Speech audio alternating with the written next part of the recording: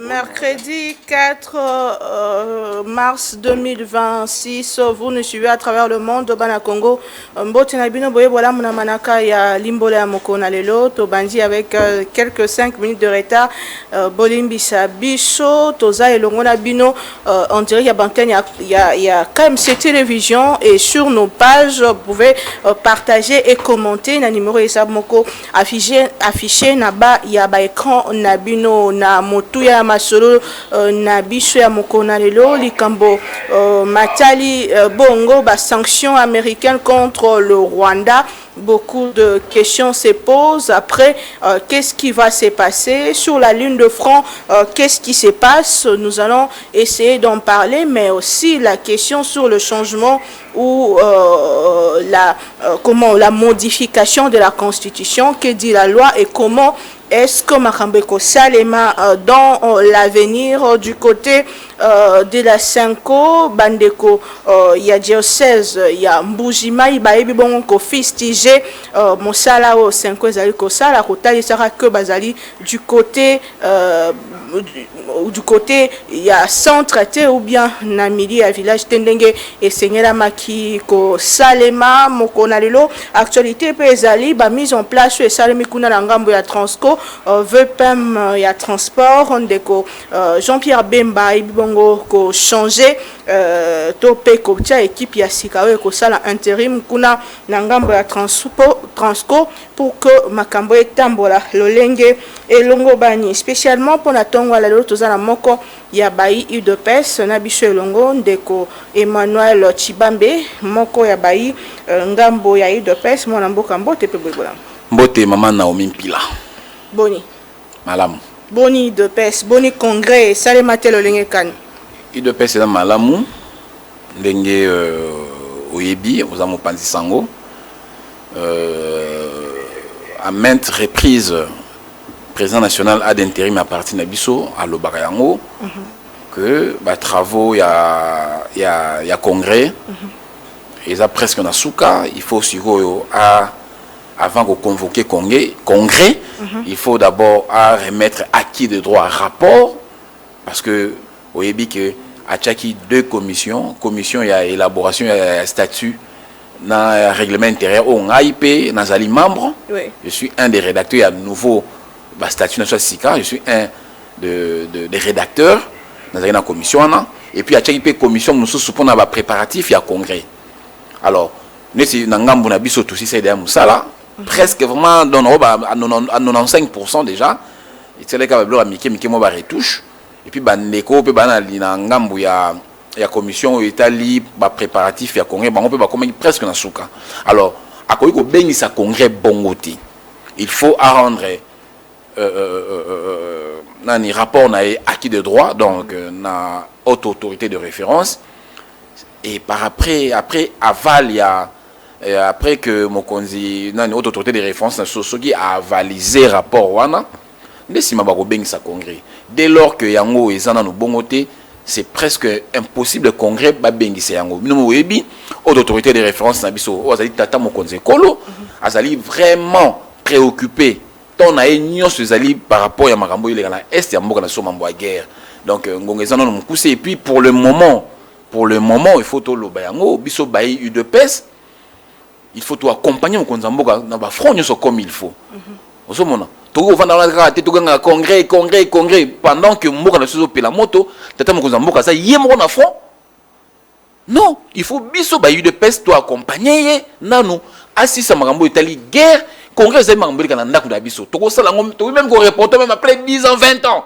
ndako yokufa tela makambo na kata ndako na biso c'est un fait privé dès lors que haute autorité de référence azali tata mukambia ekolo azana makambo belé nous sommes appelés d'abord il y a ko prêter main forte à ce makambo ça et puis on va revoir on to yo tala makambo itali congrès donc on est nous sont des faits subsidiaires oyo to ko réglons même après je le dis même après parti yokufa te oui et le sont important to sunga tata mokonzi kolo na ba multiples occupations ça nango na ba problème za nango après on va voir cette question du congrès donc voilà un peu en grosso modo ce nango résumé motuna na ona mbiano na pesi bon na mboka ndeko Emmanuel Chibambe to ozali moko ya UDPS na rappeler yango Touti na tata mokambi ekolo uta 2019 lelo 7 ans après aza bokondi azali kokoba kokamba tata mokambi ekolo alakaki biso kozongisa kimia lelo oyo inane Goma pe Bukavu na maboka banguna.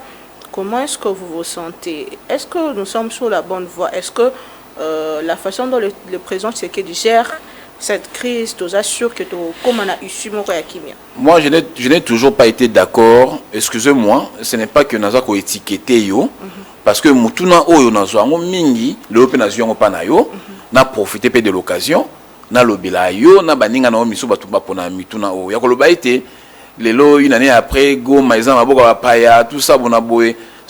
Non, les gens donnent l'impression, surtout ba pandisa ba collègues non, ba ça impression comme si prise ya Goma c'était une fatalité. Bato babosani ke guerre oyo e umeli tata mokonze ko la kuta guerre oyo yo e bandi na air na yete tango bitumbe bandara e yebanaka mais tango bitumbe silara e yebanaka te.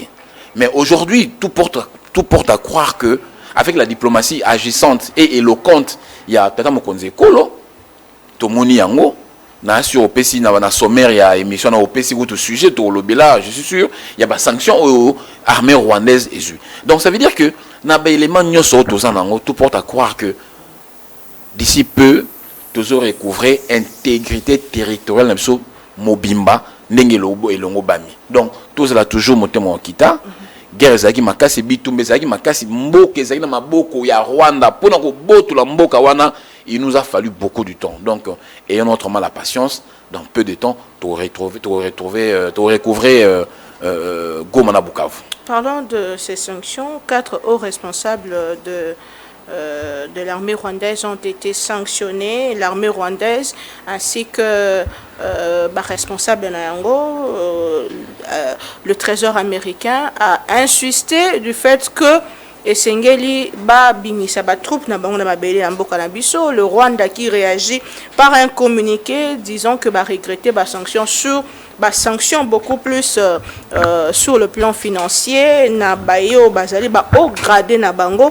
Ces sanctions, parlons-en, est-ce que zali geste moko anodin, est-ce que ça geste moko est salemi de manière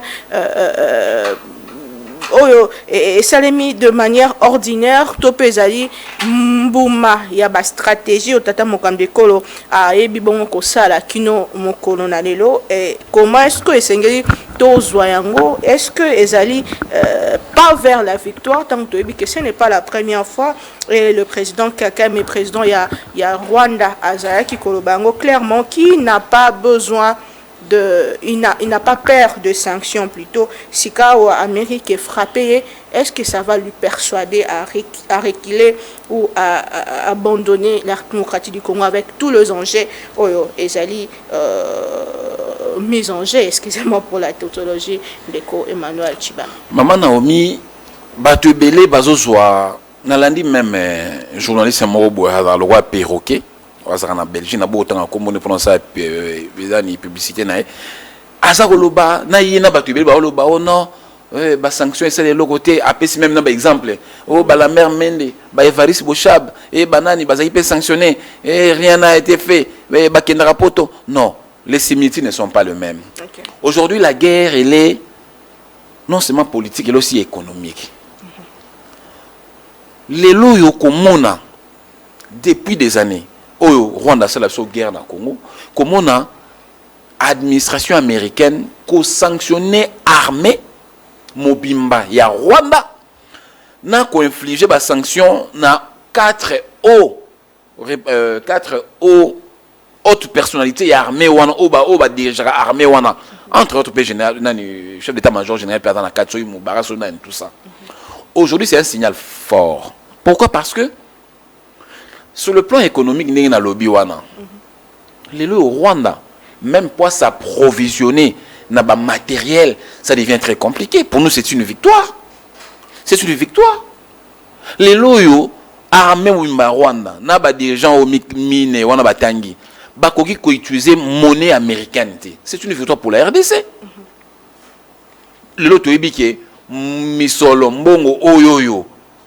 où ça ma transaction où ça la partout à travers le monde et ça bon bengi dollars et ça misolo il y a ba américain et ça quand même l'impact makasi. Et puis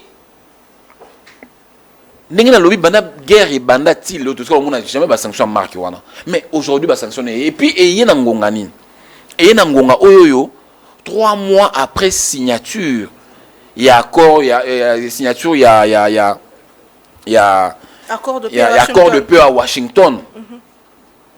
Ba américain ba moni était non ndeko Kagame azali ko fouler nani azali ko botter en touche accord et c'est lui le problème ou la problématique. C'est pour ça qu'ils ont sanctionné. Pour nous Congolais, nous devons nous enjailler. Mais quel est le rapport ou quel est l'impact? On sanctionne le Rwanda et Paul Kagame sur l'AFC M23 qui est sur terrain. Mais on vous a toujours dit depuis la nuit des temps que guerre Rwanda et Zalaka Rwanda. Tobengara supplétif, c'est quoi un supplétif? Nous les appelons des pantins, des proxys. Bango baye kaka liboso baye ko masquer. Nasi meza Rwanda. Écoutez, nazana muninga na ngai, nazana baninga kutebele, nana muninga na moko lelo azana armée azana major, moi na classe na biso. Heureusement ya bundi nzamba bateleti lelo. Dernièrement na Kamanyola, il m'a dit abi mon frère, bitumba mona na est on a M23 mona M23. Basala kate tant que comme bitumba sur terrain ezaka batu wana awa me otanga bakombola ba ezaka batu wana balata ba casque wana bazolo milai o ba utra kuna. Oui. Abiba wilingo mano mona wana o nyoso mona onyo basala kate sur terrain.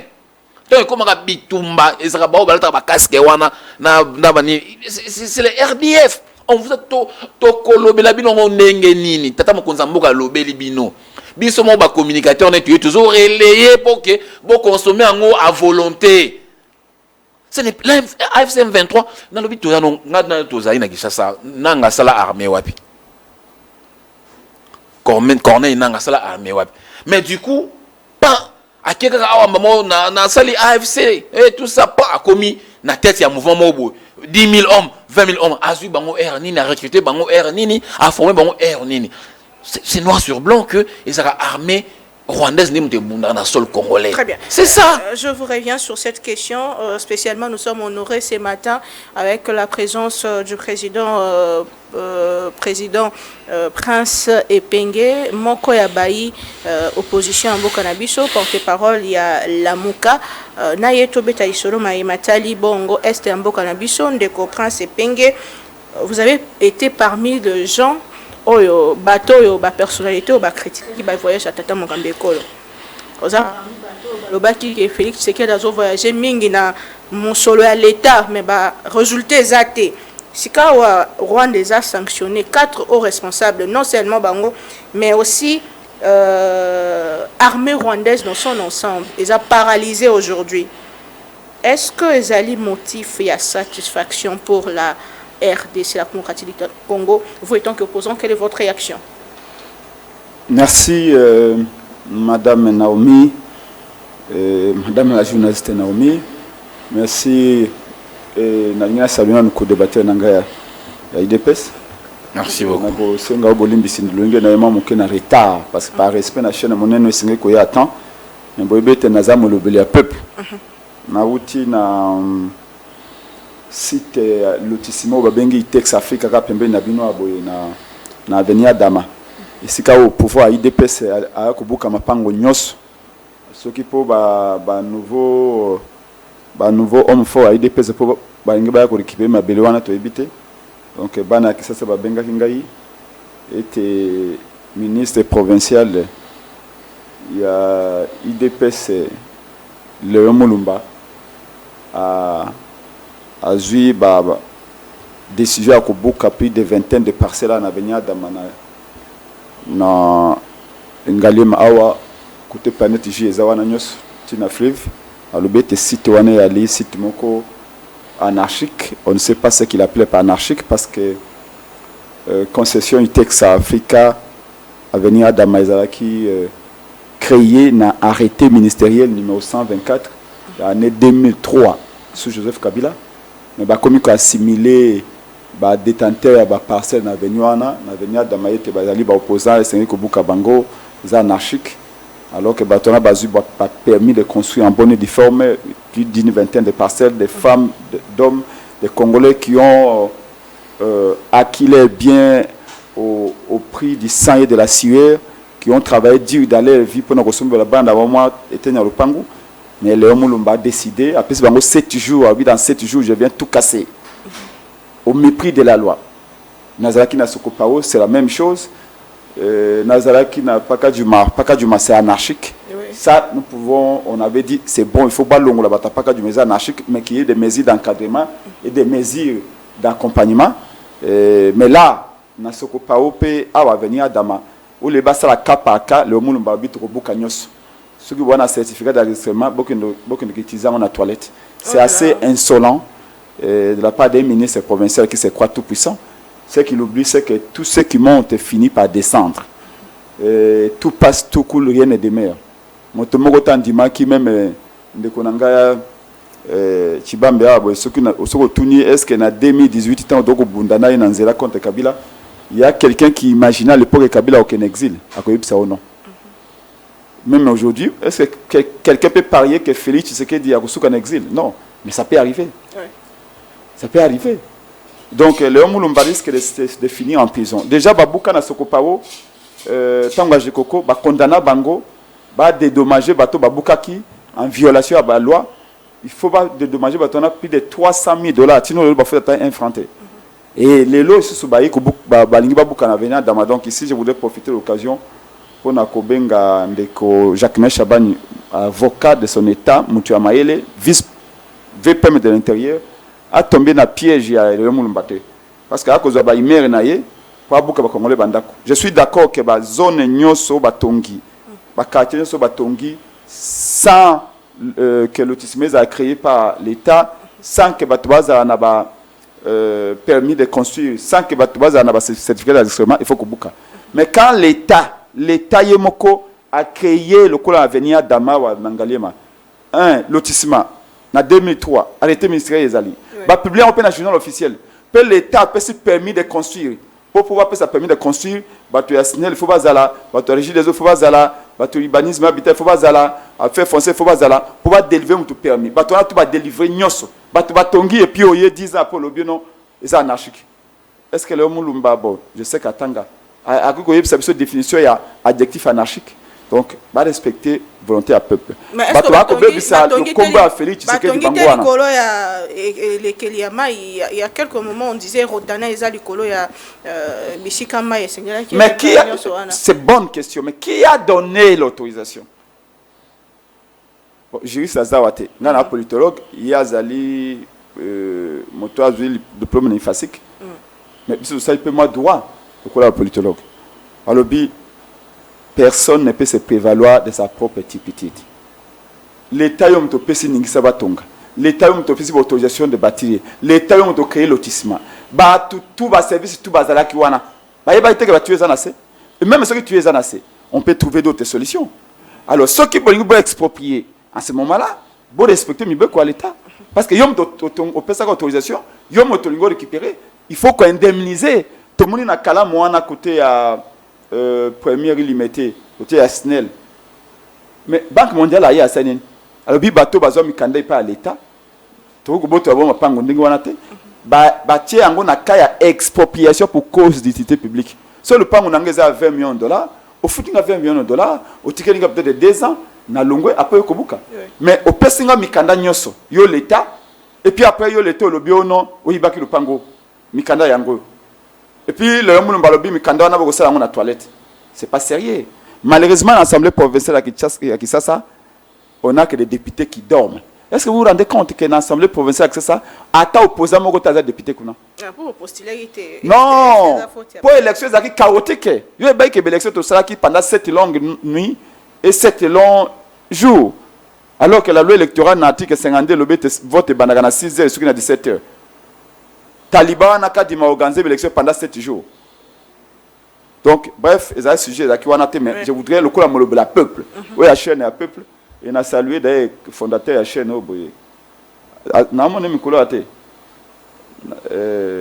comment il s'appelle? Lumo, Christian. Wana combattant. Attaque maintenant, il est du mauvais côté de la barrière. Oh là là. Mais c'est un combattant. Un peu c'est une beauté. Donc, on a profité de la chaîne pour dénoncer le Kwana parce que j'espère que Chibambe, pour Azaki peut moloba peuple. Et c'est que a commencé à Mali la bosse du peuple. J'espère que Chama maloba pour dénoncer l'injustice Wana. C'est très dangereux ce qu'ils sont en train de faire. Tokyo, Balobi Babuka, venir dans Mawana pour ma pangotika pour Bango va récupérer. Et c'est ça, c'est très dangereux. Parce que Batakapi la paix va s'agrandir Wana. Le bazar soutien. Alors, Bango peut calamité ba okenda. Bawa bakoya peut bakoya ndengwana. Non. Il faut tout rompre cercle. Si tu n'as pas de personnes à lobby à Bundi pour le peuple, IDPS doit se distinguer. IDPS a quelque chose à perdre. C'est que pendant 30 ans, Bato va pour la démocratie, Bango va miroiter Bato. Et les lois, ils doivent défendre la démocratie. Ils ne peuvent pas dire, oh non, mais Bato Kabila peut pas s'arrêter. Non. Kabila ne peut pas devenir un modèle pour l'IDPS. Le message alors, est pendant passé. les sanctions, Oui. comme on a juste timing, je ne vais pas abuser. Oui. Nous saluons ces sanctions. Okay. La coalition la Mouka salue les sanctions et tout le monde va sur les sanctions. Mais les sanctions ne feront rien avancer. Parce que peut-être vous ne savez pas. L'Angleterre avait sanctionné le Rwanda en 2024. Oui. La Belgique avait sanctionné le Rwanda en 2024. Même les États-Unis, décembre 2024, il y a eu des sanctions. L'Union américaine. La mémoire de certains Congolais est très courte. Ce n'est pas la première fois qu'ils sanctionnent. N'oublions pas qu'il y a la meilleure résolution de tous les temps pour le Congo. 2774. 2773. Ou 73. 73. Cette résolution-là, jusque-là, elle est inopérante. Résolution wana Nations Unies, l'équipe même accord des États-Unis. Résolution des Nations Unies. Parce que la résolution de l'objet de Rwanda a Zouambisa Sanini à Kenda. Il n'y a pas de contrepartie. Pour l'accord entre les États-Unis et Rwanda, il ne faut pas intégration économique. Mais dans la résolution des Nations Unies, il n'y a pas d'intégration à Rwanda. Il y a libre de choisir l'intégration économique. Rwanda a mandoki na ozoba M23 na ozonga na Rwanda. Respecter la souveraineté congolaise. Donc la résolution va appliquer en côté. La sanction à 2024 va appliquer en côté. Tino Lelo. Union européenne, Angleterre, France et Belgique. Qui nous dit qu'aujourd'hui, sanction les communautés. Il y a quand même des avancées, puisque cette fois-ci, le Rwanda reconnaît quand même que le groupe Nae Bazana Mabé Nabish, il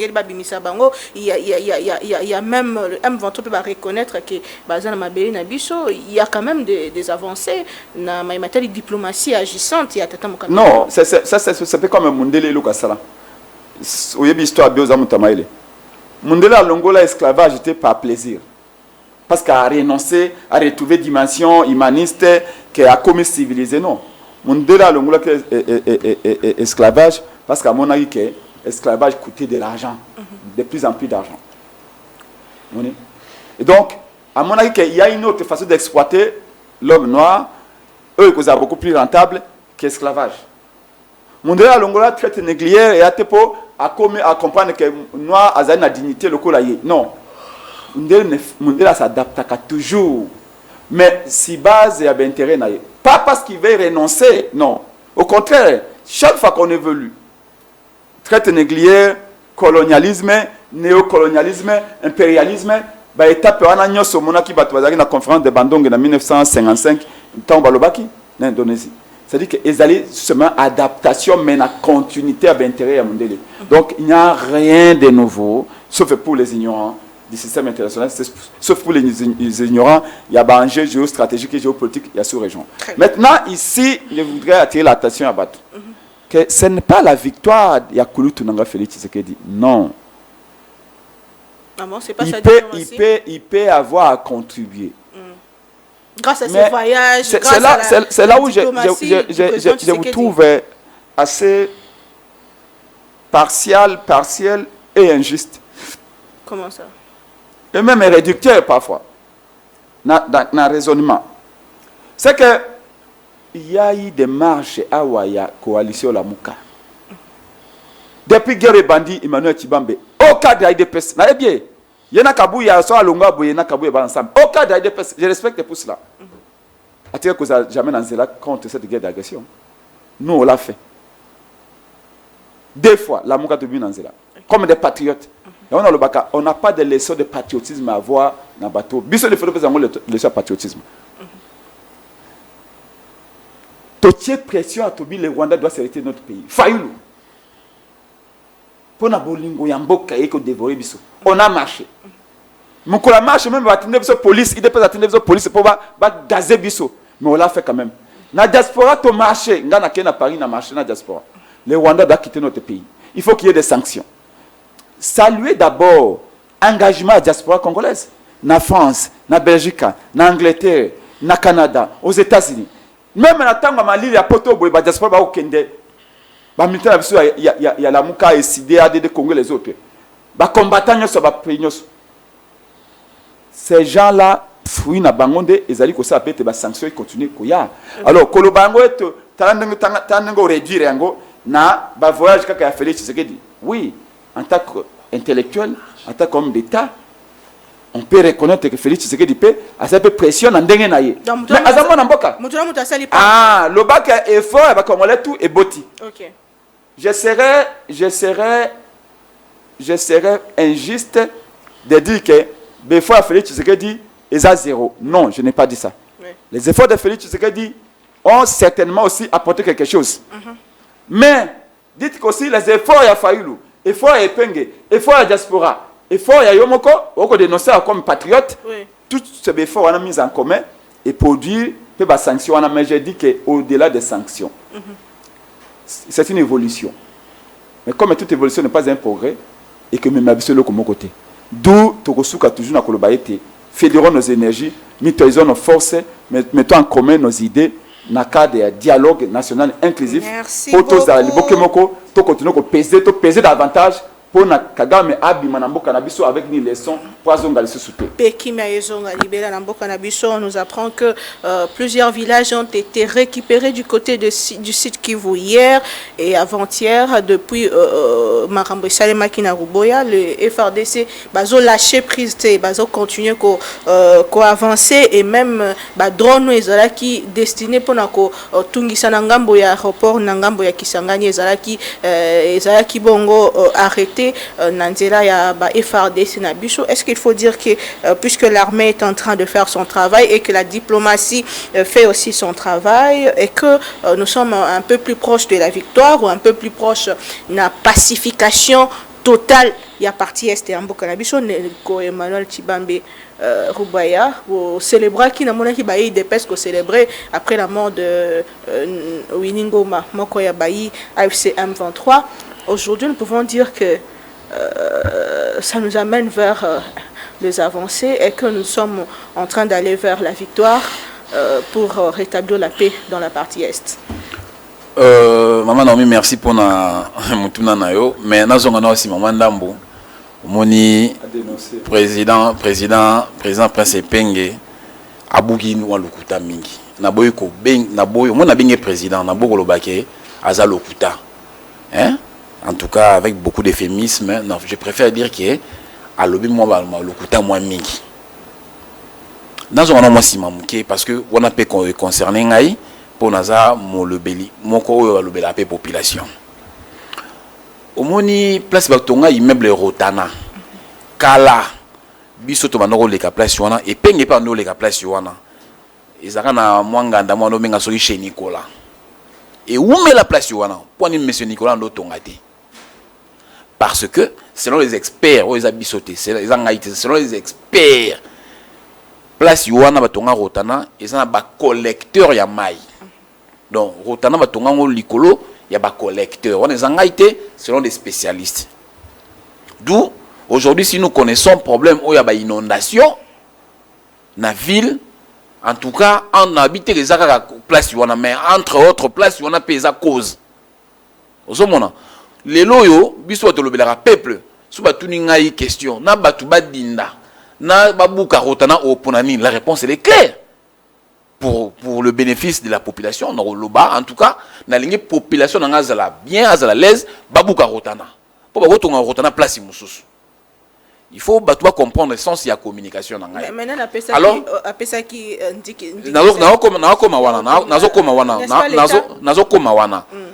Omoni avenue Adama, avenir dans ma so zuka coin place neni la publicité de passion ngapo bato ba comprendre so zu place plainte ezali na entrée wana ti na seti kota ba soda bazala wana place wana en principe selon les experts hein on a le toujours sous réserve ba expert ou ba dénoncer ba place wana ça fait partie de la baie de Ngalema. OK. Baie de Ngalema oyo lelo est posé problème na ba construction anarchique. En tout cas, à moins que ma mémoire me trompe, na moni ba des décision que place il faut babuka. Ba expert ba ba sayi musana bango ba moni ke ba construction wana ne est posé problème lelo na makambo ba inondation to subi na kata ville à Kinshasa surtout na Gombe. Alors, ce qui initiative ya Rozoa eza ko buka pour que ba inondation ici là.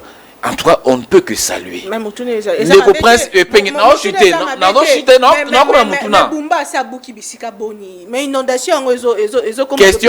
question exacte babuki bisika boni. Problème exacte babuki bisika. Problème ezali, il faut babuka bisika nyonso oyoyo et tongami anarchiquement. OK. Eh maman, on peut pas se lever un bon matin la mouigara bo retourner baba à l'état. Non. Tout ça quand même un état. Ba nyonso na bazana mikanda. Mais bakolanda singa matembele non yo ko lakisa mutapesa ko mikana ti ainsi de suite l'état osa musana ngo l'état ta lali l'état la répété l'état aveyaka yo to moni l'état ti lo bona l'état ma veyo kasi alali mukola ko lamuka ako sanctionner bino nyoso ti na mutapesa ki idée même yepé osana problème. Donc ici ne ko prince penge comme asamulobeli à peuple. Il faut azana souci à bandeko ba vanda na bato baza environ ya venir adama o ba kon peut-être il y a bon il y a le quoi vanda na limité côté kuna dindaka na été mais azana souci ya bato ba dindaka tineti bandi so balanga le ponga vanda ngalema osomona. Donc un jour pour mon place ngape na zali pe zindi donc il y a comme azana centre ville na limité à dindaka yango moni ay ko dénoncer avec pompe oubliant ou bien ne sachant pas que les environs le voisinage il y a venir adama ba souffrir na ba inondation. Ici, moi, je ne dis pas qu'il faut non. Et puis, avant le bouka, l'État a la situation à Bandeko, so basombi. Pays, surtout, il faut là, nani, ndenge indemniser batouana. Et puis, oyo bouki. Moi, je suis contre. Moi, en tout cas, je l'ai dit ici, je suis contre façon. Parce que le bouka sans quoi aviser parce que tout le monde va dénonciation monsieur Sami va aviser tout du coup bah bouki sans quoi indemniser ça moi étant démocrate étant montant le peuple je suis contre ça. Okay. Il faut qu'il y a basali état de lieu papa yo sumage panani et bon avant de la dossier na bino azong l'état on non bon na bino a pèse bino préavis là sur 3 mois sur 6 mois après bimi il y a bouki donc moi je suis pour ça. Deuxièmement pendant que dans on a mutu na deuxièmement ndeko prince penga omoni na lobi ki a buki lokuta avec beaucoup de respect oyo nansa nango envers ye na boko lobaka azal lokuta non mais a buki quand même lokuta biso na gido peut organiser deux marches contre l'agression. Ah bon? Deux marches pardon marche à Liboso eza Ligue de jeunes à UDPS à la tête en 2023, à la tête le président Adolphe Amissi à l'époque. Adolphe Amissi Makutano, okay. Voilà ba image que tu yangwana. Voilà ton rond-point ngaba. To bandi pena na rond-point ngaba, to eko chuter ti Liboso ya Saint-Raphaël. Ngai na zawala na mobiliser na rond-point ngaba. Ti na Saint-Raphaël ba vidéo que tu soupe zali na otinda. Ko buka na lukuta ya Liboso na yangwana. Après et ça, la structure, nous sommes partis et organisé. On a bien Ligue des jeunes à Pamba. Ligue des jeunes à Pamba. Quand on a bande européenne à la Mouka, on a biso dans zela. Oui, on a affronter biso. Affrontement ça, même biso tous les projectiles, mais na médiatisant, na ngati na bousa ba téléphone tout ça, na médiatisant, na ngati pour na boueki na le bon na TV comme Mao, binani babani, dani. Voilà, moi j'avais refusé. Bande kopena la muka na nini na Kikweta na batoye binzela ki ya université ba affronter biso place wana mais on était disciplinés. Moi en tant que chef de file il y a place na ko arranger na ces batonga bi t'occuper to céder na provocation te to keneto atteindre objectif le soto comité de Saint-Raphaël président Miss na Ligue des jeunes mo bazui parole to dénoncer agression ya wana ba vidéo ezali na routine de la bino te aussi la deuxième marche la même année structure mon mususu ya parti ya monene aussi la marche au mona ba conseiller ba David Mukeba baza wana nga za pembeni bo David Mukeba ba Rissel Mutoke ba Félix Kayembe le 31 décembre il y a deux voilà ya wana wana nani wana conseiller David Mukeba ngai wana veste na muninga na Félix Kayembe ba Félix Mutoke na boulevard to banako na gare centrale toke ti na place Kitambo magasin ya wana na 24 so de muto à 24 donc na laxi ba biloko yo pona ko laxisa ndeko na ngai ndenge abuki lokuta ko lobaite biso bana to banda guerre bana to marché de Karabango donc je pense que même population hôtel biso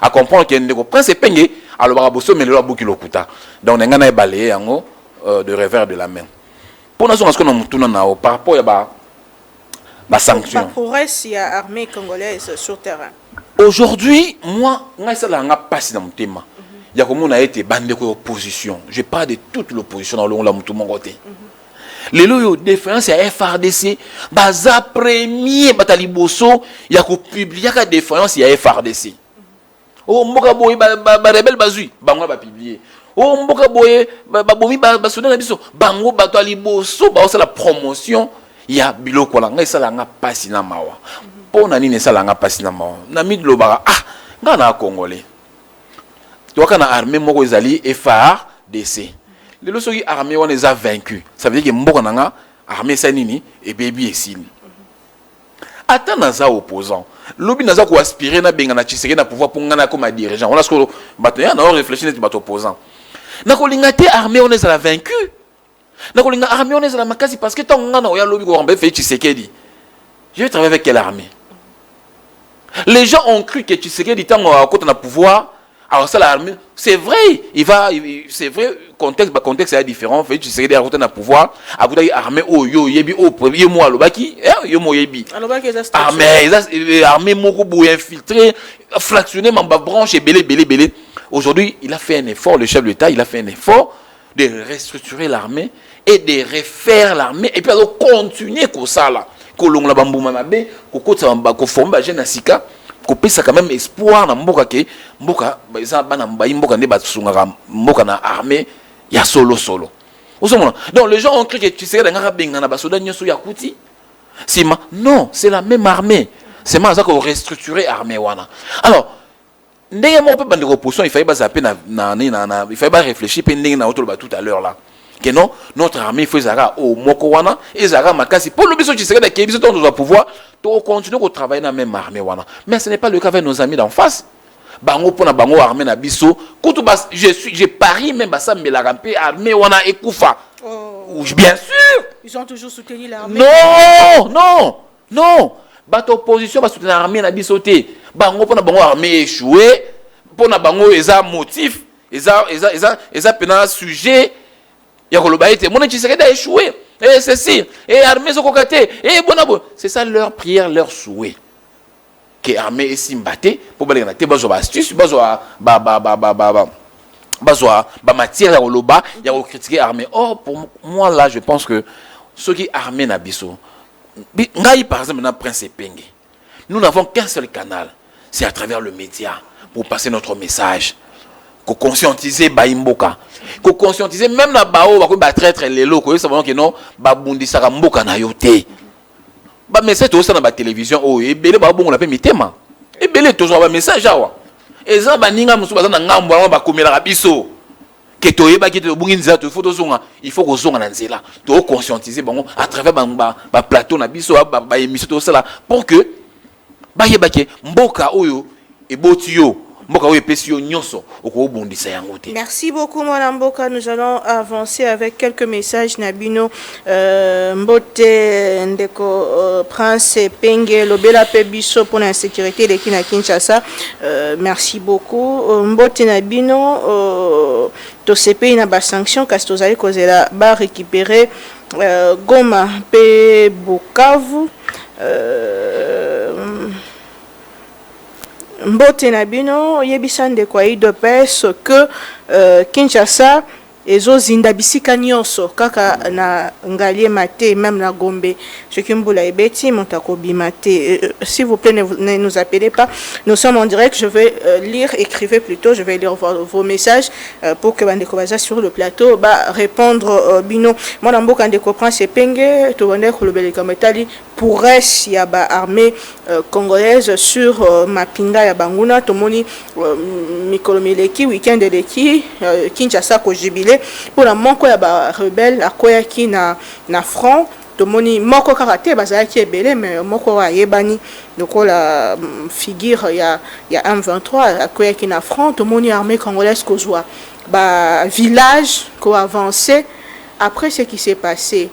Sanctions sur le plan diplomatique, sur le plan militaire ou na front, moi, mouvement y a avancé. Est-ce qu'aujourd'hui nous pouvons encore parler de ce dialogue inclusif national? Parce que de l'autre côté, de quand même, faut avancer. En quoi est-ce que le dialogue va nous aider? Je lis la semaine dernière, le président a failli nous dire que le dialogue national inclusif est avec urgence. C'est même plus urgent que jamais que le dialogue est ça, ma poto consolider, nous surtout consolider pour récupérer Mboka Nabiso rapidement. Mais avant quand on a sujet, on a ça moi toilettage technique moqué en 1 minute. Les caméras liboso, il y a des photos de Chibambe à l'Axikuna, ce sont de très belles photos, sauf que les photos à ce que je sache, il y a des photos bango ba ko préparer ba que nous koyamba Félix Tshisekedi na aéroport. Après photo azwaki obi mokolo azwaki photo na Donald Trump. Il dépasse pas à Benga Kiba yamba Félix Tshisekedi. Donc c'était des photos là-bas ba yamba Félix Tshisekedi et non pour la patrie. Yami balé likambo ya venir dama awa boye pour banda planète géante au kota. Donc, c'est que moi j'ai dit. Et là, j'ai rejoindre après rejoindre rejoindre parce que nous ne sommes pas divisés sur tous les sujets. Il y a des points de convergence dans certains sujets. Les principes restent les mêmes. Pourquoi tu salis loi dans la société? Pourquoi on s'est dit que tout ça mibeko ezala likolo na beso nyonso? Pour être sûr que tu le te monter la moto à ça la volonté na ye to apanda kolanda ba mouvement d'humeur na ye, il y aura un chaos. Bato oba na venir dama. C'est l'homme mikanda onga na moni, tango nanga na kiti. Derrière l'ambassade de France wana, bato yoana ba na mikanda en bonne et due forme. L'état ye mokonda à lotir. Ndeko Emmanuel. Lelo na côté bo bako tunga rocade kuna idée à rocade ya idée malamu ngana ko soutenir yango makasi. Mais est-ce que boyebi que régime ya idée personne bani ko lotir déjà rocade. Babani ko tonga bitonga ton au moins le pango ya 20 mètres, le pango ya 5 mètres, le pango ya dongi boyo ndreli puta mama ba kabol na mi balé. Au moins des autres des kuna. En prise publique réalité. Bango ba ko lotir côté Mobutu atikaka na nsele kuna.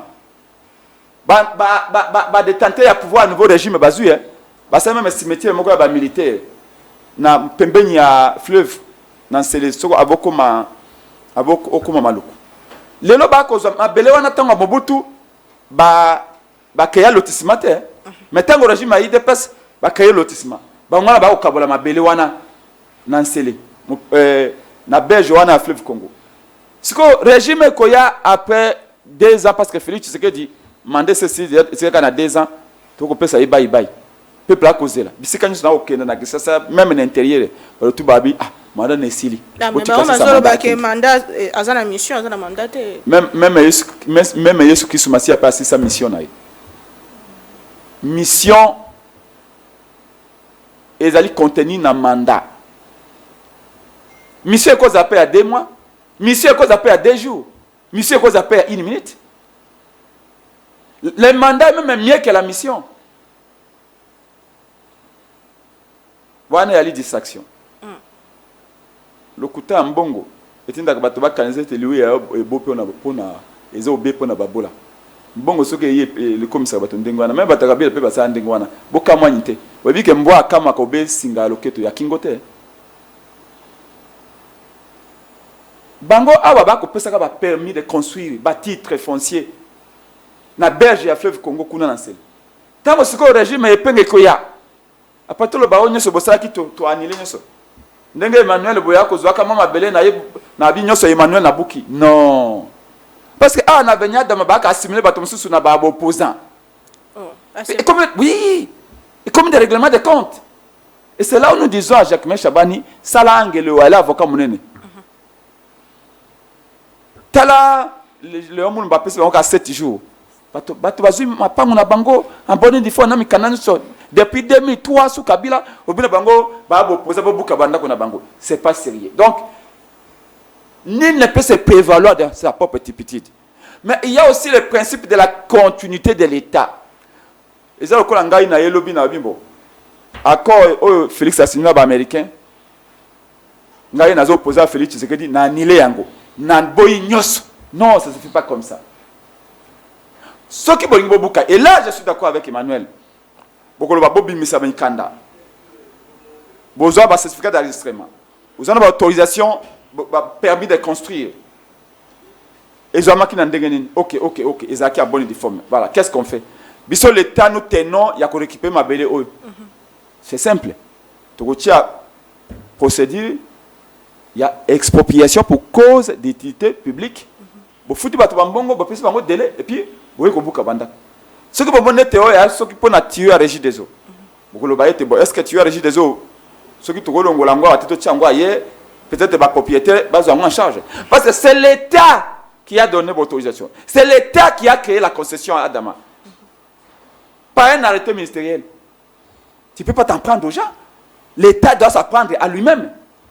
Ceci ne me dispense pas de mon obligation de constater que Kinshasa, la construction anarchique est belée. Il faut que Boukayango. Oui. Je suis d'accord. Mais que Boukango avec manière. Que Boukango avec respect à la loi. Et non à Baïmé. Oh, moi je suis ministre. Papa, Avayoza ministre. Combien de ministres Baklika? Oh, moi je suis président de la République. Avayoza président. Mon bout à Zalaka, tu peux ça 100 ans. Ça me boni. Peuple, mon bout de 100 ans. Ça a 30 ans à Pamba. Bongo yondo ko ça à 100 ans. Même 32 ans ko ça la ngote. Oh, ngai ministre provincial et environnement, papa. Et puis combien de ministres Balkan, combien de gouverneurs? Non, ne tombons pas dans ce piège-là. Donc ici, ce que je dis, c'est que ceux qui balobent tes anarchiques, l'État est à zone non édificante. Je ne pense pas que avenir d'Ama Awaboye, ceci m'a tes abengalima, je ne pense pas. C'est là où j'ai dit, il y a aussi des règlements de comptes politiques pour la bataille soit vendre à Benyuana. Je l'ai vu également à Sokopao. Est-ce que bien à Sokopao que j'ai coco à Bukata, j'ai coco à nos députés nationaux? Pourquoi j'ai coco na Yaya Naye? Baza toujours na Makambotali Sokopao. Il y a un gueule sur roche. Kaka Bangonde Bakeda Kuna, Kaka la même famille. Ça devient un peu trop. Babuka Bato Bakenda ne ressemble pas à l'État.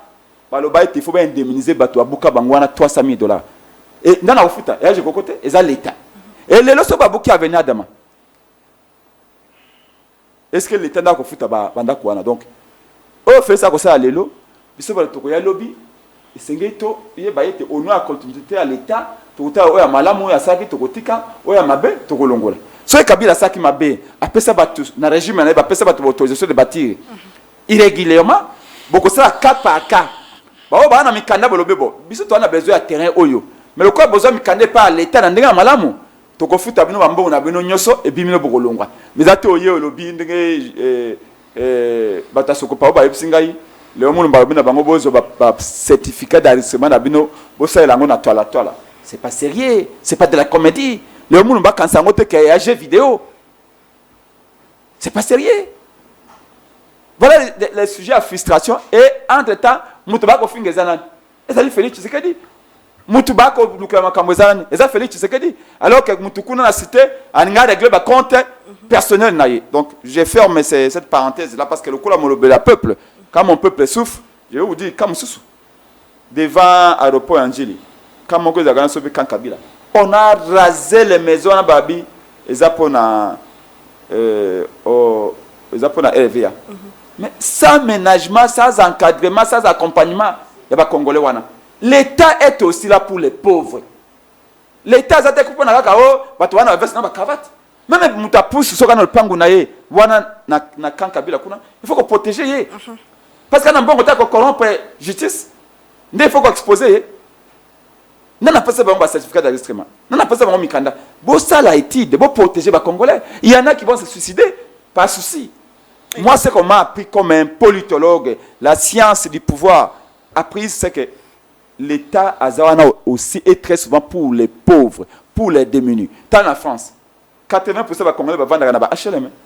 Banda ko habitage va bloquer no batongela ba logement sociaux wana. Mais batonga pour na banane. Pour les faibles. Pour na batu bako uta batu bako kima bani tout ça, bako no vendre kama mandako wana. Ba futa katama 400 euros, 300 euros. Ba on peut bana droit à la vie. Au kondo na ba logement sociaux en France, on a confort à kosakanate. Mais c'est pour na batu baganya mbongo moké. Ah l'état est comme l'état pour na ba riche, pour na batu le français. Muta pousse maman matembele. Ana droit à la vie. L'État doit les protéger de la même manière. Pour dialogue. En 2 minutes rapidement. Même une minute écoutez, c'est suffisante. Oui. Toi, on a 3 crises dans le Congo. Ngai nous le on a reconnu ça qu'a Félix Tshisekedi. Ah bon? Oui. Mais on connaît Rotala et tant à côté Rotemi. Mais ça Kolutu Nangai. Aucun comme Kolutu mais comme chef de l'État. C'est ça la question. L'État congolais le Kolangai. Mais Azaka privé Nangaso et Bagate ngana vieto dama ensemble. Donc, on a tapé Kolutu Nangai. Et puis, toi, Babantou. Oui. Donc, on a qu'un école le col à Kolutu Nangai. Parce qu'il il peut aussi apporter sa part de contribution. Oui. Dis-moi, Ngai Kabila, ça y est 19 ans, 18 ans. On a tiré Kobenga Kabila jamais président. Il y a des témoins. T'as émission d'époque à Kabila, en 2015, 2013. Je n'ai jamais appelé Kabila président. Je n'ai jamais reconnu Kabila. Même Kolutu Félix, tu sais que tu as reconnu ça Kabila jamais. Il y a la crise de légitimité. Mais il faut qu'on trouve une solution. Nous ne reconnaissons pas les institutions. Assemblée provinciale, c'est ça, à t'opposer à Tazakuna. Une majorité godio écrasante. Il y a un moment où contrôler l'action gouvernementale, action exécutive et provinciale est athée. Tous les députés vont en tête à troupeau. Ceux qui sont à gauche, ils sont à gauche. Ceux qui sont à droite. Mais, pour nous montrer les rôles et opposition dans un pays, les contrepoids, les checks and balances, le système américain, le pouvoir a toujours besoin d'un contrepoids. Comment aucun assemblée professionnelle ça, kaka battu à IDPS, battu à Union Sacrée, au Bakabola qui, il y a 3 députés, il y a 4 députés, il y a 5 députés. Il y a contrôler l'exécutif provincial, impossible. Voilà pourquoi ça ne marche pas. Donc, il faut régler qu'ils aient la légitimité. Dialogue et à l'IPPONA, guerre. Mais guerre, il faut prendre 2 dimensions. Relève à l'Ibosso et la guerre, ils allaient guerre d'agression. Ah. Là où nous voyons les choses de la même manière que l'IDPS, ils allaient être bien en guerre par procuration. C'est-à-dire que Kagame a côté mon côté, mais aïe, à Zuba Congola, bino en service n'angai. Na otika la bino 10%, ngai mo 90%. Yango moni penge na lobaka toujours na nanga été. Félix Tshisekedi a instauré dictature dans le Congo. Mais on peut combattre une dictature sans vendre son âme et ses terres à Kagame. Yango to lobaki na yetika mandoki. Yaka. Tukuta na peuple longo, quel sera le sort? Mais ne restez jamais au service de Kagame. Donc guerre d'agression pour tout ça définitivement. Il faut que les Congolais renoncer des causes profondes. Pourquoi vous Mandoki Nanga peut faire la rébellion? Est-ce que Nanga a le courage de faire la rébellion?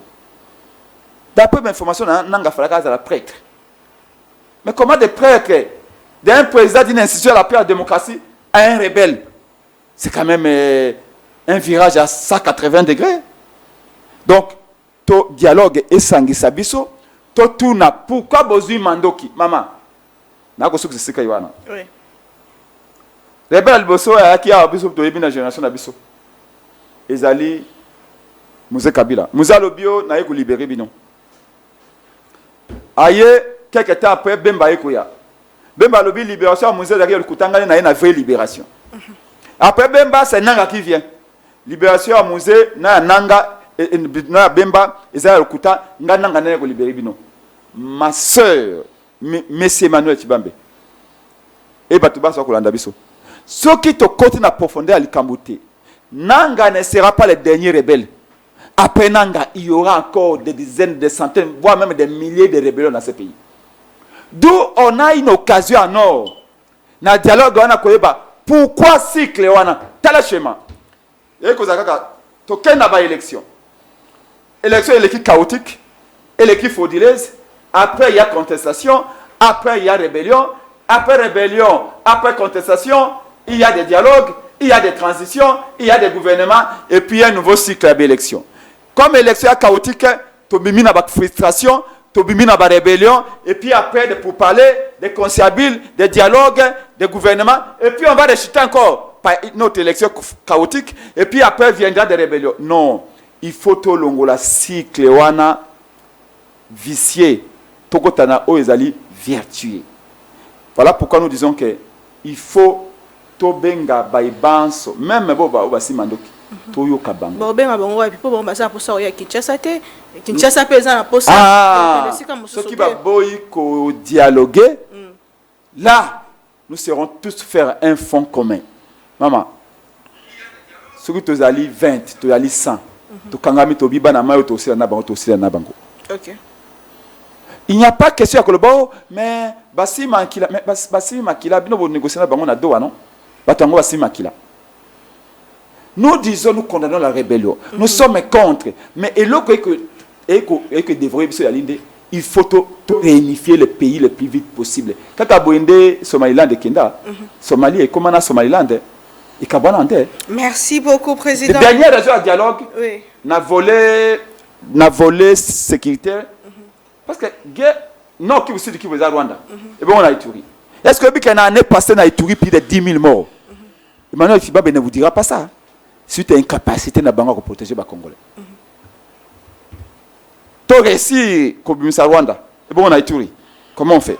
Très bien. Merci beaucoup. Et bon, on a Bandundu. Non, on a Souké Sekawana. Et bon, on a Bandundu. Oui. Bandundu, déjà depuis le début, peut-être, on a dépassé peut-être 11 000 morts. Il y a plus de 400 000 Congolais dans Zamba. Est-ce que Kuna Ezali, Bandundu Ezali Kagame?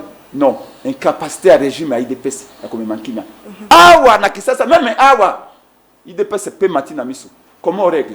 Nyoso wana tokobenga batu nyoso na mesa to sur la table ba cause profonde. Olobeli kambo ya ndekweleze. Moi je l'ai dit, je suis un opposant radical, mais ceci ne me prive pas de mon droit de reconnaître comme un homme d'État que les efforts de l'Élysée na Bandundu, on ne peut que louer. Ce qui a lobby était guerre ici. À 10 ou 15%. Alors, moi, en tout cas, le quoi, le peuple, le Bikade de Congo, n'a partout, n'a Bandundu, n'a partout, n'a Mogombasika, n'a tout, n'a Batouaï Sangaï. C'est vrai, comme on est lésé à gauche, à droite, n'a Maïndombe, n'a Kwango, n'a Kwilu. Ces efforts-là doivent être encouragés. Alors, le a réduit capacité de nuisance, il y a Bambobondo, n'a 10%. Moi, j'attends. J'ai demandé aux gens qu'on nous dise.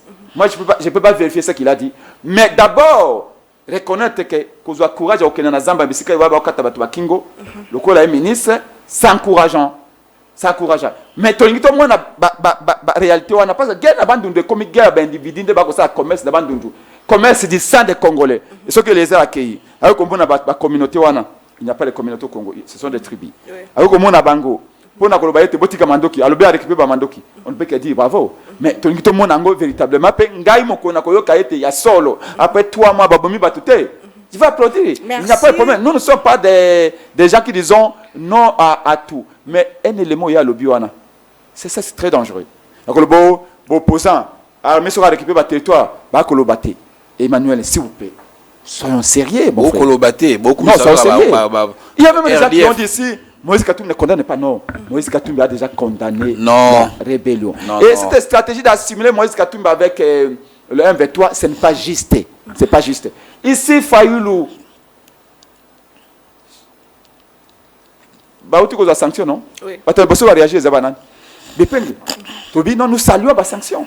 Bombarder l'aéroport à Mangokana Kisangani. Je te le permets à dire, c'est inacceptable. C'est notre terre. Les criminels qui ont rentrer encore au lieu des crimes. Il y a 2002, il y a 2000.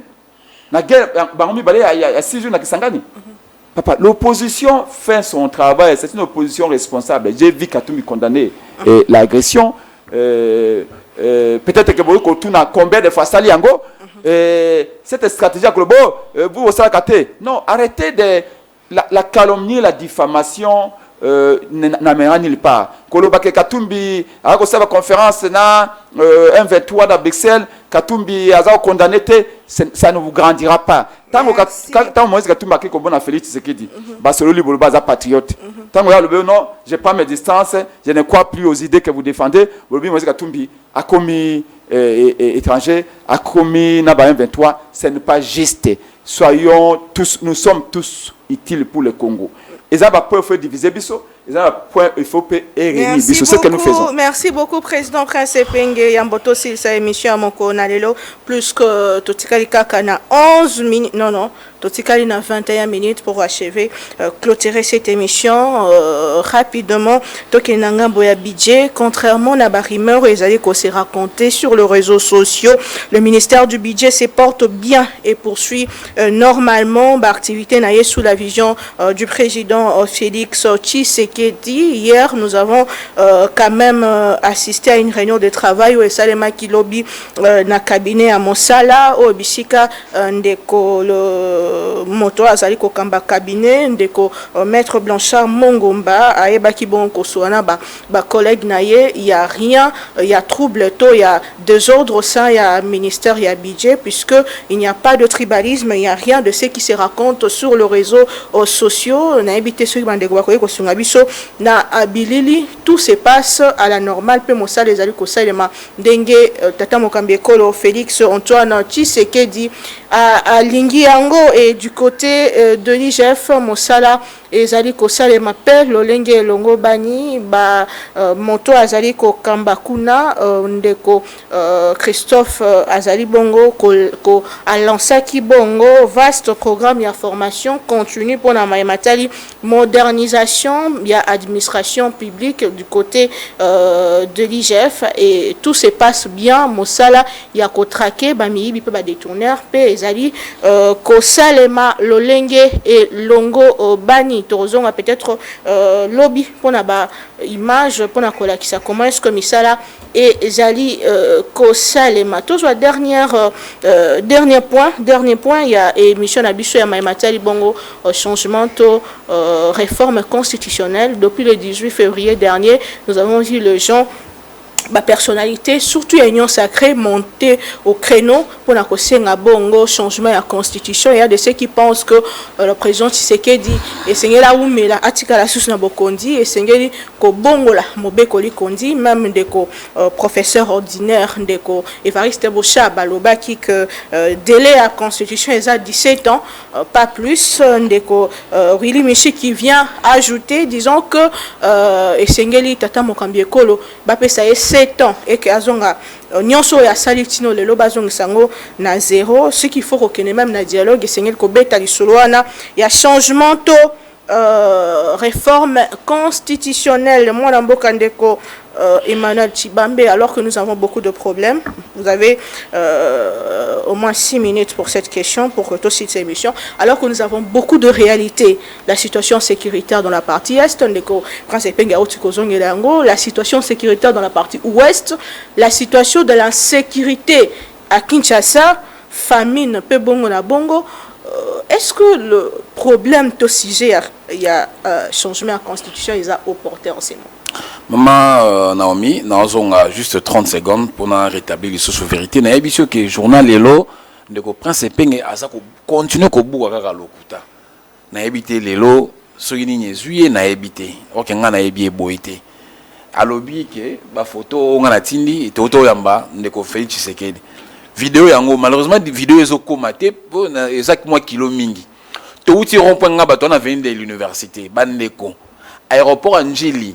Nga na nangalema pona kina aéroport Angers na venu université na komati na rompa ngaba na lo epi na pesi rompa ngaba mkongo na eti liboso ya Saint Raphaël vidéo yango na olakisa ya marche nga yo na liboso na vidéo donc nga na uti ngalema na kina aéroport Angeli na ye pena na l'équipe na senwe na ye na koti venu université na rompa ngaba sima na baluki lisusu pona na venu Lumumba non. Le prince Penge tika obo lokuta vidéo ya marche yangoyo. Il y a le 20 mai 2023 oyo Ligue des jeunes na biso et organisé qui marche contre l'agression rwandaise. Mais les personnes na présence à l'époque Adolphe Amis Makutano, l'honorable Adolphe Amis Makutano. Donc, le prince tira au bout à Lukuta, peuple au défendra Baromo dans Lukuta, et puis, au risque de se désintéresser. Moi, par rapport au ministère et au budget, ici, c'est aussi un honneur pour moi de saluer le VPM et budget, Adolphe Mouzitou Mfomumpa, directeur de cabinet, maître Blanchard Mongomba. Côté qu'on il n'y a pas de problème. Tout le monde en tout cas parmi des ministres excellents, membres du gouvernement excellent. Voilà, il y a des images. Voilà. En tout cas, réforme ça m'a cassé dans le ministère et puis parler du tribalisme dans le ministère, j'ai dit non tout de suite. Maman Naomi, je vais révéler quand même une confidence au Mamsoussou. Beaucoup de gens ne vont pas accepter. Est-ce qu'il y a qui est dans le cabinet à VPM Mozito? Il y a des combattants à UDPS. Je t'informe. Il y a des combattants de l'UDPS. Il y a espace grand Kasnabo autant de combo dans Bango. Mon concours dans un national, dans un secrétaire national, il y a parti, dans un exécutif national, il y a parti Nabiso. Nabo autant de combo. Dans un cabinet, il y a VPM Mozito. Qui nous reçoit l'enquête, il y a des combattants de l'UDPS qui sont membres du cabinet, il y a VPM Mozito. Qui ne sont pas du Bandundu, ni de l'Équateur, comme le Dirkab Blanchard Mongoma, que je salue, mon ami et frère. Donc sur ce point, il ne faut pas qu'on a peine à télémélanger avec la dernière énergie pour dénoncer. Pour le détracteur. C'est ça. Heureusement, nous sommes là pour établir la vérité. Ici, moi, je salue le VPM Adolphe Mozito pour avoir engagé mes amis combattants. Et c'est l'Inga Malamou. Et pourtant, il n'est pas membre de l'UDPS. Il a son parti politique. À quoi qu'on engage à nouvel élan? Mais alors, non, bah combattre Binofe Boya. Déjà, si on a joué mon corps dans sa cabinet, c'est déjà bon, mais à mon côté, plus de deux. Ici, je le dis. Peut-être c'était une confidence, mais moi, je le dis. Et j'ai des preuves. Nabi Moro dans un national, certains nationaux à partir Nabiso. Il y a eu place à longtemps à compoter. Na camoufler kaka. Mais comme nous avons pensé, on sort de l'enquête qui est Maître Daniel, Maître Blanchard Mongomba Yamaranaye Moutounyoso, à Oyambayo, qui est ça l'enquête dans le cabinet comme il faut. Je passe. Maman Naomi, l'Ikambouya Constitution, Tobandi Kolobango, ça fait plus de 2 ans que Tolo Balikamba changement à la Constitution. Et l'Oko Liboso, Ndeko Penge Nanga, tout ça, la campagne contre la Constitution, to combattre la Constitution, to boire qui va adopter Yango. Pour mobiliser la population va adopter la constitution. Pourquoi? Si on a une constitution, pour que l'oko ait les cartes. La constitution ou bien syllabis? C'est la constitution. C'est la constitution. Syllabis, c'est la constitution. On a commis. Il y a la constitution de la République démocratique du Congo. Révisée. Il y a en 2006, to télémaki, to mobiliser le peuple, to voter au yoté. Malheureusement, les Canadiens, point de télémaki. Parce que tu considères que tu considères que la constitution oyo tu vas soumettre biso yango na référendum bazaki na mandat ya peuple té bazaki pe na légitimité mon côté bazaki pe na qualité mon côté ya ko soumettre biso constitution auto voter yango parce que bango bazaki ba belligérant na ba putschiste d'un côté tu y na ba RCD tu y na ba MLC tu as RCD, KML, belligérant Oyoyebi. Et de l'autre côté, nous avions un putschiste, Joseph Kabila, où il pouvoir par un putsch militaire. Tu y bien, mais ça sujeté, prochainement peut-être je viendrai démontrer, comme dans l'accès qu'on a l'émission, des Désiré Wembo, à Ouagana plateau. Alors, bon, dans un mandat, il y a peuple été. Parce que dans un Minduki, et biso peuple faible devant Bango, il faut soumettre son référendum. Problème est banana no wana. C'est là où d'abord, c'est là où le problème est né. Or, si tu as attaqué l'Ikambo, il faut toujours en origine. Voilà, il faut toujours en origine à l'Ikambo. Quelle est l'origine à l'Ikambo? Il s'agit de soumettre sa constitution au la qualité ni mandataire. Deuxièmement, Toloba qui a pris ses peignes, tant que ça va marcher dans balabala. Que Mukolo, Mboka Rozonga na mwana, Maboka mwana ya Mboka, pense pas qu'on robo yango lelote. Bon, comme on va putschiste, on va belligérant, on va casser communication, on va minduki, les camboutés. Toko sala kaka effort to benga na bango un jour moko toko benga na bango toko pesa peuple congolais construire malamu. Le lonzamba sungi. Oh ya bengi kulutu na ye Pierre Vien na ye Félix Antoine Tshisekedi Chilombo. wa mulumbanga na bakisi bongo mwana ya mboka ya solo oyo yendanga to baneko senga akoma président mboka oyo akomi président ya mboka oyo et bon to bossa na 2005 2006 tozwa masasi tozwa bagazi ya blagité to perda bandeko ba camarade ba proche na biso to bossa na le moment est bien choisi. Il n'y a jamais eu de mauvais moment pour prendre une décision maman. Le moment exact, il n'y a jamais eu de mauvais moment pour prendre une décision. Il n'y a pas de moment préétabli. Il faut beau, il faut beau, il faut beau. Tu as un problème dans le monde, tu dois résoudre le problème. On doit l'attaquer à l'origine. Est-ce que le moment est place? Le moment, c'est le problème qui gît dans notre pays. C'est quoi? C'est la constitution. C'est ça, maman. Et puis, moi, je m'offusque, Pierre Mogo, et comme ça, des intellectuels que nous sommes. Au moment, des personnes au à 4 minutes. Des personnes respectables. Des personnes respectables. À la type vestiaire, yépe français, kitoko, kolobaïté, oté, balingi va changer mandat. Qui vous a parlé de mandat? Nélo belo au moins comme ça batou. Est-ce que vous avez dit que dans certains pays démocratiques, les pays mandat est illimité, oui bien. Oui, bien. Les gens pensent que quand on parle du mandat, on peut être un pays démocratique, mais article et mandat, tout indéfini. Mais comment faire puisque ça verrouillé? Ça exemple. Parce que les gens pensent que le débat c'est autour du mandat, comme si on est un pays démocratique, on ne peut pas toucher au mandat, on doit seulement restreindre le nombre de mandats. Non, c'est faux, archi faux. On peut être un pays démocratique. Mais nous nous sommes dit, par rapport, il y a un mandat, article de mandat est illimité. Okay. Na Togo, article de mandat est illimité. Le président peut postuler autant de fois qu'il veut. Le Togo, c'est un pays démocratique. C'est comme si mandat est mandat 2 fois. Non! Mais ngana zawanate, ngai na lobiete, mandat oyo, nani constitution oyo, zana ba lacune belé, na ba faille belé. Pour na si ça vraiment, pour na si ça. Nana mi tuna mi balé. Pour na sa défaillance. Maman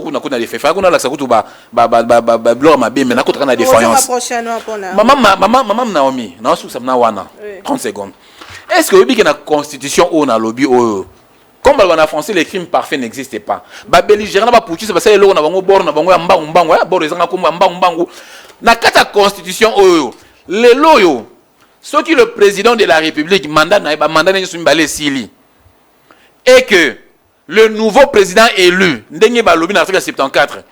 nouveau président élu entre en fonction dans les 10 jours, c'est très important, dans les 10 jours qui suivent sa proclamation à la Cour constitutionnelle. Donc, à côté en fonction, après 10 jours, après que va proclamer, ce qui dans les 10 jours, il y a osé la 10 jours et qu'on a prêté serment, ce qui a koufi. Et là, on y est. Ah, va prévoir en côté. Ce n'est pas innocent, c'est possible. Ah, va prévoir en côté. Deuxième exemple, non, on a cette fois-ci. Deuxième exemple, ce qui président a poni dauphin naïe. Ah, c'est la campagne dauphin, non? Parce qu'il y a 2 mandats, il ne peut plus se représenter. Pendant la campagne électorale, est-ce qu'il y a soit un jour campagne ici, là, ce qui dauphin on a koufi. On a pris cet exemple là parce que l'expérience nous a rendu sages. En Côte d'Ivoire, le président Alassane Ouattara a poni Amadou Gon Coulibaly comme dauphin naïe, premier ministre naïe comme dauphin.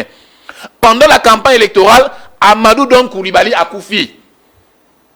Ça peut nous arriver au Congo, ce n'est pas innocent. Merci. Si vous avez dit surtout na kati awawa, constitution ezababa et lobate. Si vous avez dit nous sommes des démocrates avec lui, nous sommes des démocrates. Tout l'ini bilo c'est la parfait. Parce que c'est comme ça peut aussi nous arriver. Qu'est-ce qui est prévu? Il y a un moment le roi n'a lobby qui est loco aux constitutions. Basala ya ngomba pas des belligérants. Comme le crime parfait n'existe pas, donc il y a nécessité, partant de tous ces éléments, il y a nécessité vraiment. Il faut bander locaux. Aujourd'hui, Tshisekedi Félix est à la tête du pays. Je vois mal que Tshisekedi parte. sans que a changé la Très bien, constitution. merci beaucoup Madame Boka et Tikali Kara 7 minutes. Invitez ceux qui n'angamba nimba au baksia soit à 2 minutes pour que le président Prince Epinga passe un message na ya suka pour aussi cette émission de Prince Epinga a dénoncé per insécurité na makasi na commune entière chaque jour ba criminel bazo côté la bato na bandako Massasi ebetaka chaque jour lobby ba criminel ba braquer shop moko na 18h près ya maison communale ya Ntele après pont Kinko le vers la commune et ça passe mingi maman. Merci beaucoup ndeko depuis commune ya Ntele mon mboka ndeko Prince Epinga du Cambodge de constitution pe message no ya suka pour aussi cette émission alors. Merci beaucoup. Voilà mon lobby à peuple. Avec la sécurité, en tout cas, ils ont en force. Oui. Je ne vais pas nier l'effort de Jacquemin à Salaki Awa. C'était l'effort à Salaki effort Mink pour que sécurité diminue. Oui. Mais ils ont une recrudescence et insécurité. D'où j'appelle les VPM de l'intérieur. Sincèrement, la recommandation que j'ai faite à Jacquemin, à la moindre bureau et plus sur le terrain. Exactement. Un ministre de l'Intérieur, je le vois. Pays occidentaux, ministre de l'Intérieur à tout moment dans la province. Mais comme ça n'a pas problème, oui, Jacques est très présent dans la province. Mais je demande vraiment par semaine à sa descente dans chaque circonscription. À mon réalité, à côté de Bakinseso, le ministre de l'Intérieur doit aller là-bas. Le ministre de l'Intérieur, selon moi, doit être le ministre les plus présents sur le terrain. S'il y a une recommandation à Kosala na Jacques, je vous dis aussi ok na ba monga fro na katikuno ok na Kinseso ok na côté ba lufula kuna il y a des moments où tu te dis mais est-ce que awa vraiment ce que indi même na selembawa donc akenda ka monga kuna mona kama ba réalité insécurité zongi makas et c'est trop compliqué. Alors na ye na likambu mama na likambu nangina yebisa ba congolais te nyonso te komeli biso ezali faute na bino. Comment ça? La faute na bino parce que vous avez kolinga ko s'occuper na makamba politique ate. Osoki boso s'occuper na makamba politique lo lenge vraiment sengeli. IDP sa kozwa courage ya koyebisa biso makamba koyebisa biso lelo te. IDP se sengela yo ka soni. Soki soni ebo makande IDP sa kufa pe to kunda yepeli Lilite bima matiti. Na likambo ya constitution oyo boye IDP sengayo kasoni. Et moi j'aimerais bien vraiment qu'il y ait un débat entre Ngai na Ndeko Nangiste Kabuya. To na ko senga top Congo ba tia débat ngana Ndeko Nangiste Kabuya si likambo ya constitution. OK. Toko ya pena arbitrage vidéo. Tokoyana va mdato tiki awa boy. Ochi abso be extrait il y a IDPS Kobanda 2006 tino mokolo mwalelo. Et vous allez voir que ceux qui vraiment ba congolais ba na mémoire ya malamu ba mutumusu ba koloba na débat ote. Et koloba ete esengé to changer constitution na ngonga oyo à cet instant té ils allaient insulter na ba congolais. Eza lokola maman na yo azana koma et puis moninga no ayepsi abio maman azana koma totikaye toke na pique-nique. C'est ça qu'il veut faire. Congo ezana koma Batibambe ba miss ba lati ba basket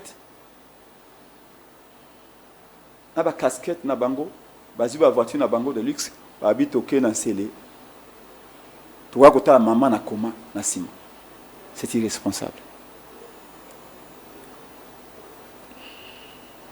Je vous dis que l'objectif est à IDPS, à l'Union Sacrée, à Félix Tshisekedi a 3e mandat.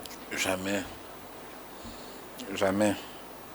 Ils n'ont dit que pour ça. Et ils vous disent que Fatih fait 3e mandat. Mais, et là, comment on a tout dans a 3e mandat pour quoi faire? Pour finir sa mission achevée. Mais il y a assisté la mission pendant combien d'années? 3 ans. Il y a non? Il y a combien de temps la mission? 3 ans. 3 ans. À ça qu'il y a ça, non? Na 3 ans. Félix Salimboula Boni. Il a tout accompli d'ailleurs. Félix Salimboula Boni. Mais le pays est vaste, on a beaucoup de défis, tout ça. Mais Yesu a s'occupé de la bato nyos. Ya mokili. Donc, objectif est Ali Balingi Félix Azwa 3e mandat. Mais mutuna il faut pas sabiso Ali 3e mandat ba ko pesa ipo na asala nini. Oyo asalite na 7 ans oyo asali.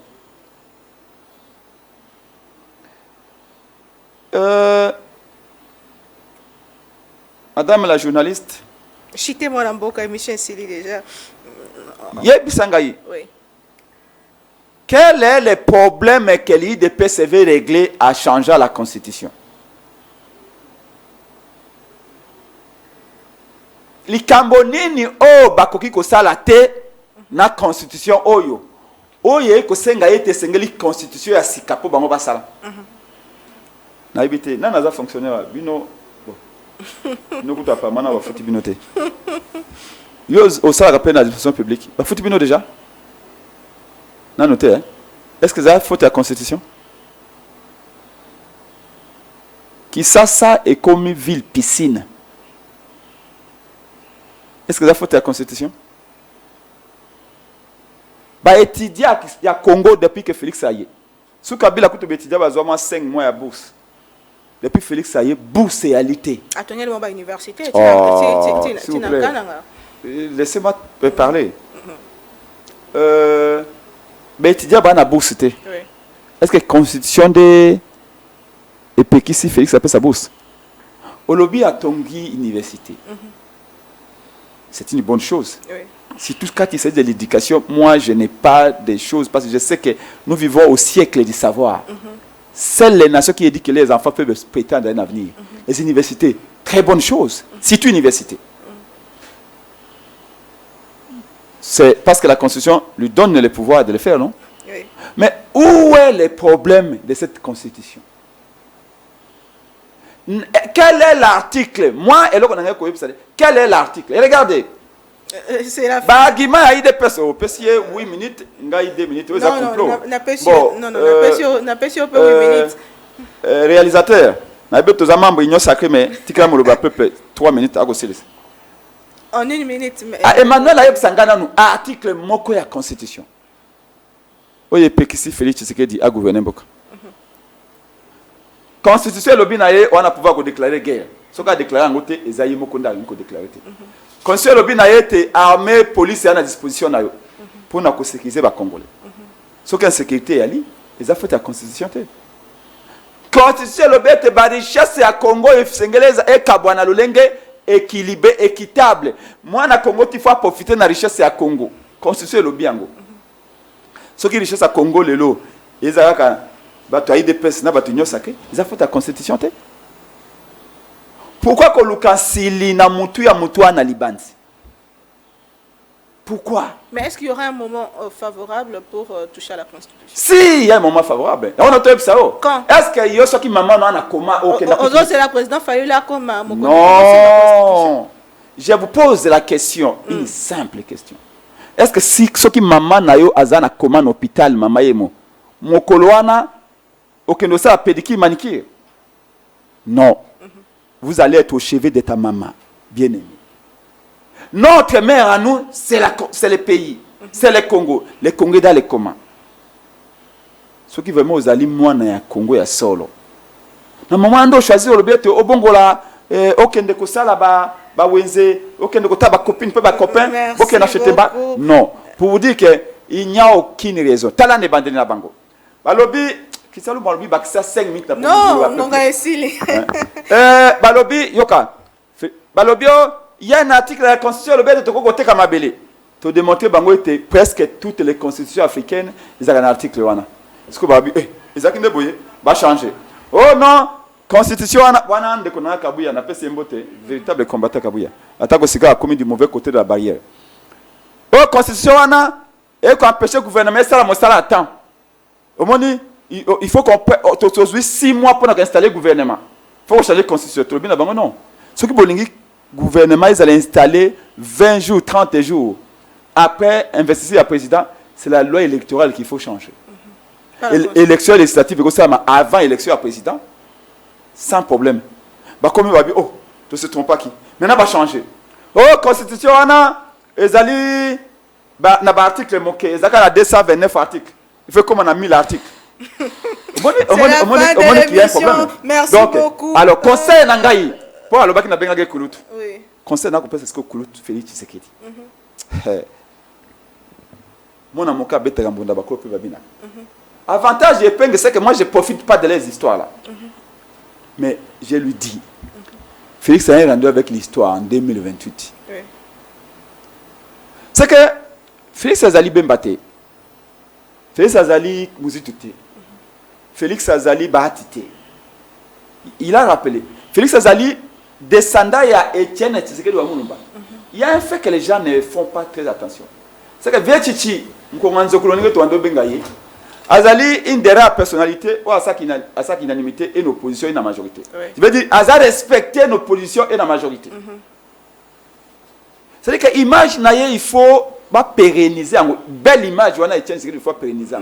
Il ne faut pas Félix par ses actes détruire l'œuvre de son père, l'image de son père. Ce qui n'est pas le cas pour les autres qui l'entourent là. Oui.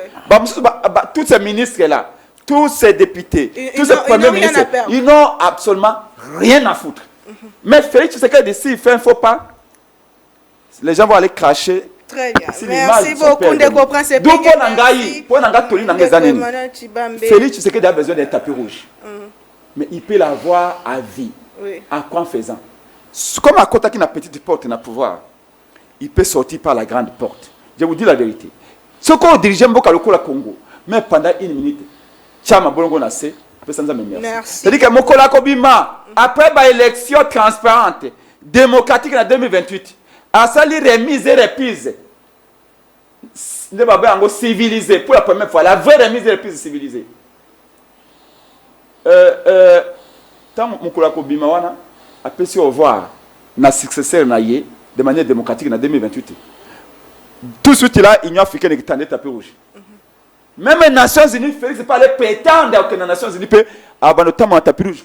Macky Sall aujourd'hui candidat aux Nations Unies. Merci beaucoup. En termes de poids entre le Congo et le Sénégal, quand vous êtes le président du Congo, vous avez toutes les opportunités de rebondir de la plus belle manière après le pouvoir. Mais projet à changement de constitution, il allait suicider pour Félix pour l'image de son père.